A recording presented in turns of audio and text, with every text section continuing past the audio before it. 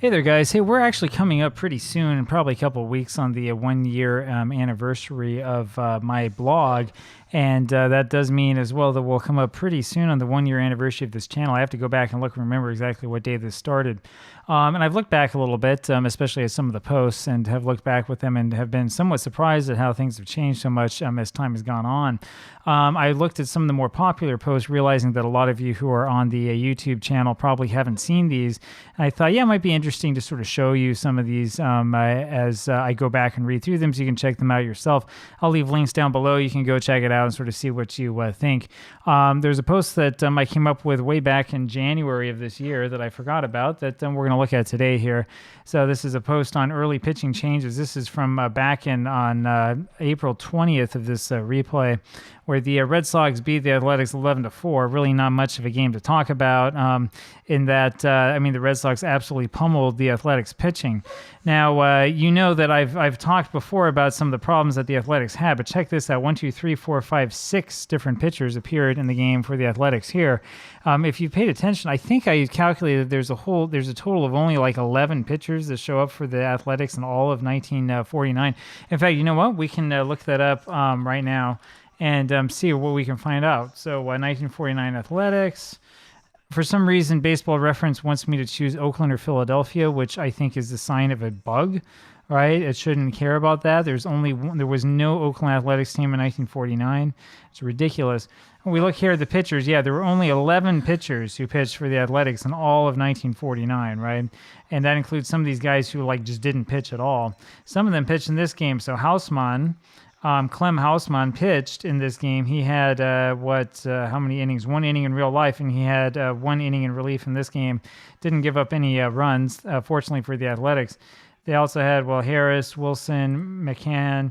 Yeah, Jim Wilson's the other one who didn't pitch very long for the Athletics in real life, only 5 innings, and he got a little bit of work here as well. So 2 1/3.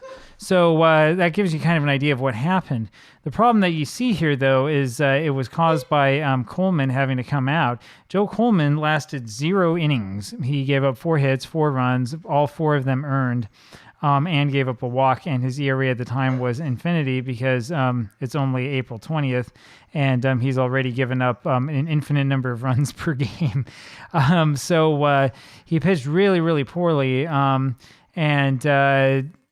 as I'm writing through here and talk about this, is that, Coleman was a great pitcher, of course, and he just didn't have a really good start to this one. Red Sox ended up with 4 straight base hits to score the game. They scored 2 runs quickly, and then Johnny Peskin was walked to load the bases, and so that's where I decided to make the decision and make the change. Actually, it's somewhat realistic in real life because sometimes he would end up going a very, very short time in a game and then pitching right away with no rest. So pretty interesting to sort of see how this worked.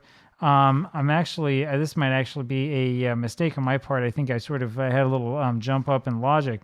But the interesting thing about this is not just that they would show up sometimes with no rest, but also that you would sometimes get pitchers who would not last at all in the game. In fact, if we look at Joe Coleman, we might be able to find some examples of this in 1949. Let's see what his worst appearance was. Yeah, so for this one, this is in relief. I guess the worst start that he had was this game against the Yankees, where he lasted only 4 innings. We can go check this out. This is on September 5th, 1949.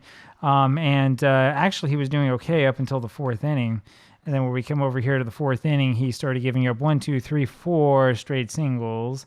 And then another ground out for the second out, then another 1, 2 singles, and then in the top of the 5th, he gave up a walk, then a double, and that was enough. Connie Mack took him out. So it does happen sometimes in real life as well as in the replay. In this particular instance, I would say, yeah, 4, you loaded the bases and you gave up 2 runs, and you're going to give up a whole bunch more. It's probably time to take you out.